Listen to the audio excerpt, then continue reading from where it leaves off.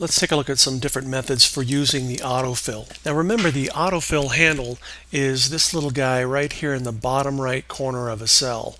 And if I come out here and just type in, say, a number like the number 5, I can then come out, click on the fill handle, pull this down, and I get nothing but 5s. Now, of course, like we saw before, if I were to type in, say, 0.123, and then out here type in, say, -6 or something, and I select both of these, then I will get the interval between these two taking place. So it bumps up by 6s, it looks like, almost the fractional portion of this thing.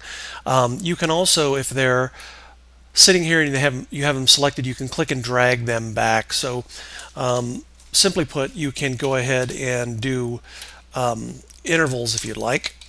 We'll do these by 7s, and we can just pop those out here like so. Now we saw this in another lesson where we were using months, and we could type in an abbreviated version of a month like MAR for March, and if we drag down we get just the abbreviated spelling for the month. You could also use days, like you could come out and type in SAT for Saturday, and it would go ahead and pull in the days of the week, or you could use the full spelling as well and then pull that down, and you'll get the days of the week.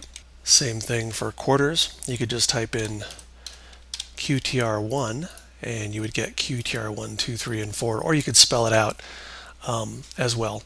Now this doesn't work, of course, like on the word cat, because the cat isn't included as a reserved list inside of Excel. These days of the week and quarters and months are all built into Excel. Now you can create your own lists, and that's also in another lesson. I think I have that out in the advanced section, where you can create your own customized lists, and then when you pull the fill handle down, you will get your list in the order that you want. Lists are kind of important because you can also do sort orders by listings as well. So let's take a look at some variations on this. I'm going to go ahead and delete what I have here.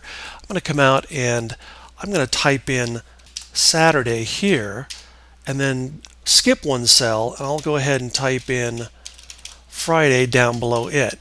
Now if I select Saturday plus the blank cell and Friday and plus the blank cell, and then I fill this, I will get the days of the week, but I'll get blank cells in between them. Now if you didn't want to copy, that is fill rather, if you'd rather copy than fill, you know if you pull this down you're going to get the days of the week. Well, I've really just wanted Saturday over and over again.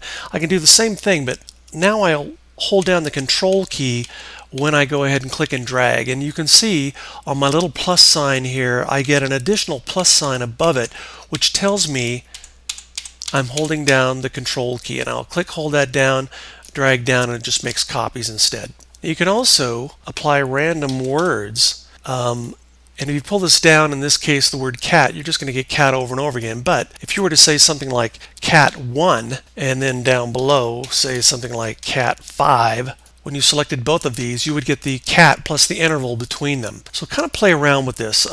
Also make a note, I'm dragging down using columns, but you can do the same thing if you're dragging to the right using rows. So either or, up or down, it doesn't matter. Go ahead and try this autofill.